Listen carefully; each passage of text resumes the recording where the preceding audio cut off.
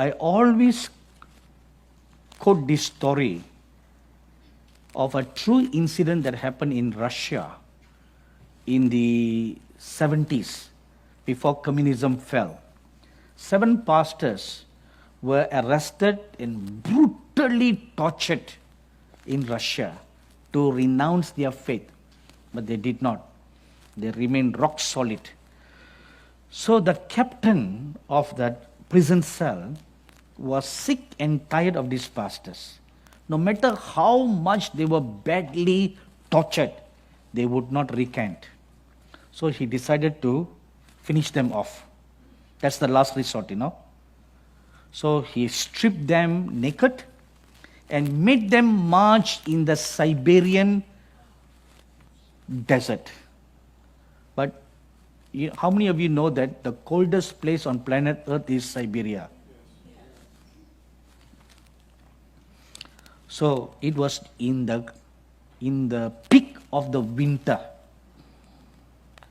They were stripped naked and they were made to march for miles in Siberia.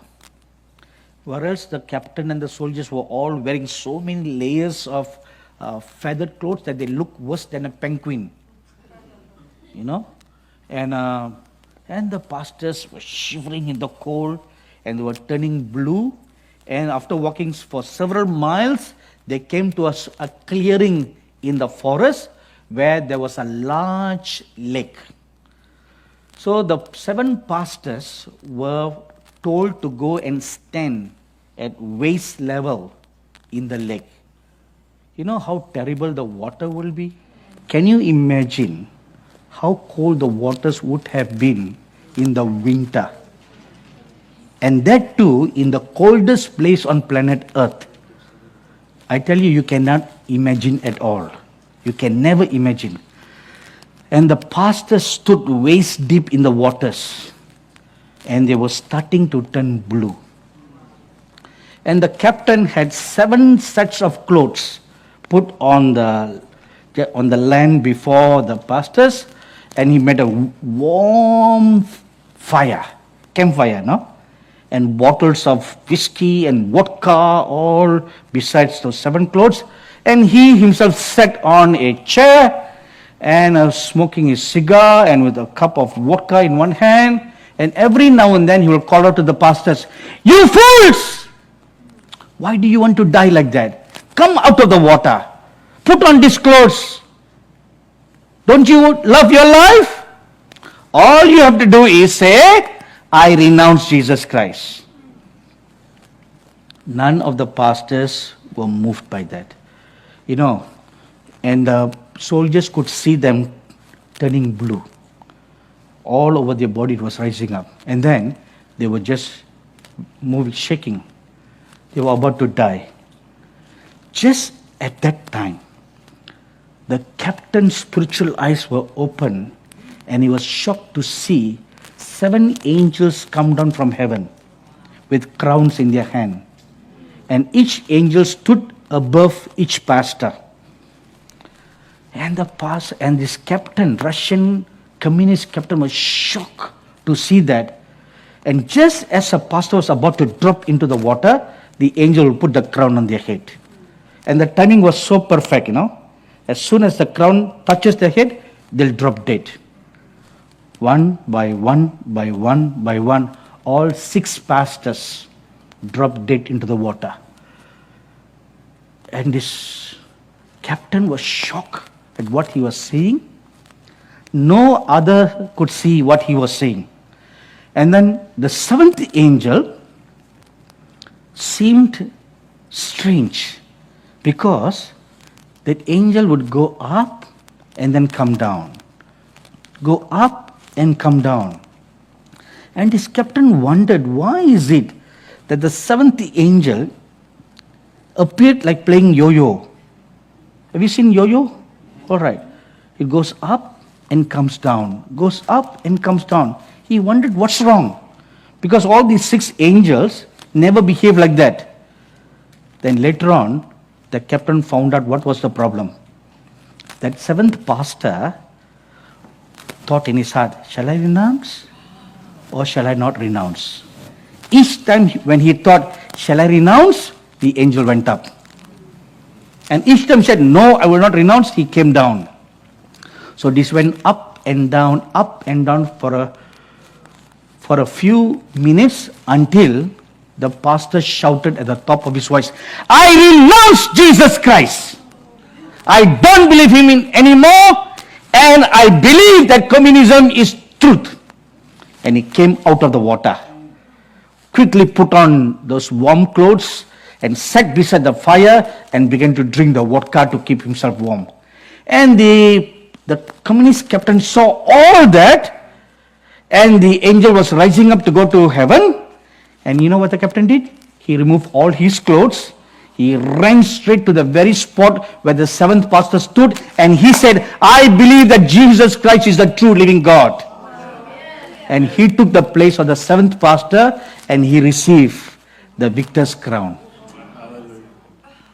But look at the pastor. So near, gone. So near. And not only in the ancient times, even recently, a few years ago, when the ISIS were ramping all over the Middle East, an incident happened where about 7 or 10 Ethiopian Christians were arrested. And they were made, have you seen that in YouTube? They were made to stand on the beach. They were all dressed in orange. And these ISIS terrorists demanded that they renounce or they be beheaded.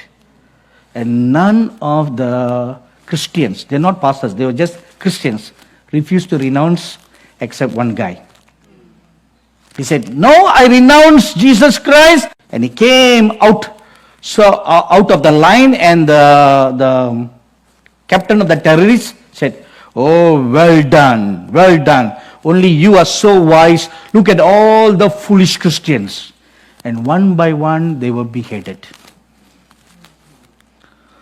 So this guy, this ex-Christian, he was commended by the captain of the terrorists.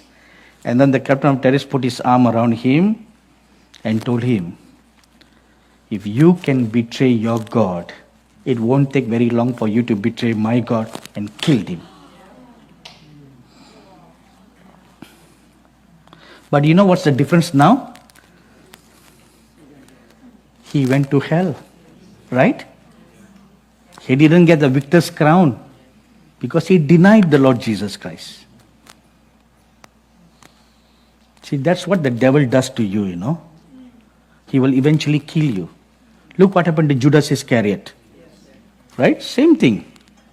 He renounced the messiahship of the Lord Jesus for 30 pieces of silver. The devil used him. And then what did the devil rewarded him in the end? He hanged himself and he died. Does it pay? No. So, till the last breath in your nostrils, hold your faith. Hold your faith. Even if knives are put on your neck, or the Antichrist government soldiers are strangling your daughter's neck, and you as a mother or father see, or your grandparents, you have children, grandchildren? How many? 3 grandchildren, 2 great-grandchildren. How many? We got 6 altogether, 4 grandchildren. And what is the youngest? How old is the youngest? How old is the youngest? 8 months old. 8 months. Yes. Oh, how nice. Do you love them? Oh, yes. What would you do if you see them being strangled right before your eyes? I know you cannot answer, right? You are being honest and truthful. Right? I don't think you can answer that question. Right. You have been honest. Whether it's your children or your grandchildren. When they are strangling What will you do? Maybe you can say, maybe both of you can say, oh, we will stand strong now. But when the rubber hits the boat, in that situation, when your eyes literally see your grandchildren, 8-month-old grandchildren, or they've been dashed on the wall. This has happened, This has happened in history. And there's a prophecy in the book of Amos that says it will happen again in the last days. Woman's stomach will be ripped apart, pregnant woman, ripped apart, and babies taken out and dashed on the wall, stamp on their feet, and crush their heads to pieces. What if you see your children like that, or your grandchildren like that? Can you still remain faithful till the end? Can you look at your grandchildren or your children and you look them in the eye and you say to your granddaughter, is it granddaughter or grandson? Daughter, What's her name? Piper. Piper. Flutist. Come here, please. Come here, please. You look at Piper in her eye, and you tell Piper, Piper, Piper. just a minute. Just a minute. Just a minute. You will see Jesus. Oh. Yeah. And Piper will speak to you. Grandma, don't deny Jesus. Just 1 minute. You too will meet Jesus. Yes. Yes. This is not imaginary, This is real. What I just enacted is going to become a reality not too far from now. So we should be prepared. You should prepare yourselves. You should prepare your children. You should prepare your grandchildren for what's coming ahead. Because it's written very clearly in the scriptures. Those who refuse to take the mark of the beast, they'll be beheaded. That is why 8 years ago, the Lord Jesus told me, raise up an army of martyrs and prepare them. Prepare the little children. So we have a program on Angel TV called Warriors, where I have a group of about a few 8-year-old children, and I teach them about the lives of martyrs. We train them, make them bold and strong, that death is just a fleeting moment. Just a fleeting moment. The very next moment, they will be in the hands of the Lord Jesus Christ. But if you deny now, then you lose them forever. You lose forever. And Piper will be in heaven, you may not be there if you deny. Right? It's just a fleeting moment. You endure the pain for a fleeting moment. And I tell you, parents and grandparents, the very words that Simeon told Mary, a sword will pierce your heart or pierce your soul. We should be prepared like that. Prepare. Prepare your heart, prepare your mind, prepare your families for what's coming.